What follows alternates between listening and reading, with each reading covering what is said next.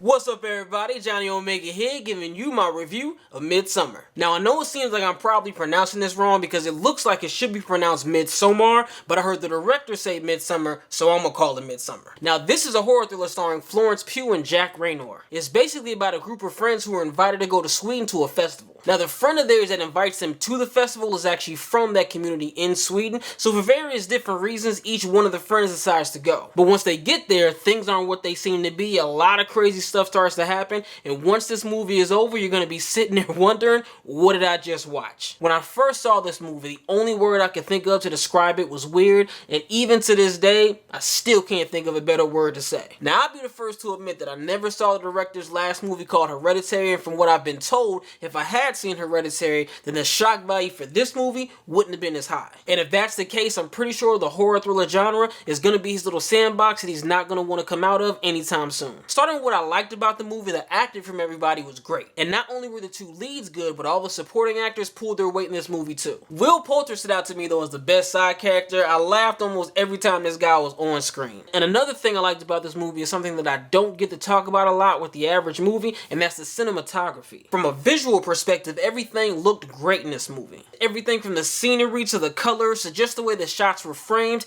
everything was excellent from that perspective. The last third of this movie though I think is where it really shines. Up until that point though, to be honest with you, I really wasn't feeling this movie, but once that third act starts, it puts a stranglehold on your attention so tight that you just can't turn away from the screen. As far as what I didn't like about the movie, pretty much everything with the first two acts. And like I said before, the performances were good, but the pacing of everything was just so incredibly slow. To be honest with you, I was bored out of my mind. The information you get from the first two acts is relevant and is very important to how the movie plays out, but the execution of it, I don't think was done very well. Maybe a second viewing might change my mind about that, but as far as right now, that's how I feel. And the majority of the reason why I felt so bored watching the first two acts of this movie is because it felt so long. This movie in total is about 2.5 hours, and it easily could have shaved 30 minutes off its runtime. There's a bunch of things that could have been condensed down in the first two acts of this movie that could have made the whole movie flow better. So in conclusion, the acting was good, the story was good, but I don't think it was very well executed for the majority of the movie. I can't personally verify because I haven't seen Hereditary yet, but from what I've been told, if you like Hereditary, then you'll like this movie too. All that being said, I'd say this movie is cool to watch if there's nothing else on TV. Now, I know this movie's getting a lot of positive reviews, so I might be alone in my thoughts of the movie, but to me, honestly, the third act is what saved this movie from being a bad movie. So comment below and let me know what you guys thought of the movie. Thanks for watching. If you like what you see, click the thumbs up and hit that subscribe button and see what we got coming next.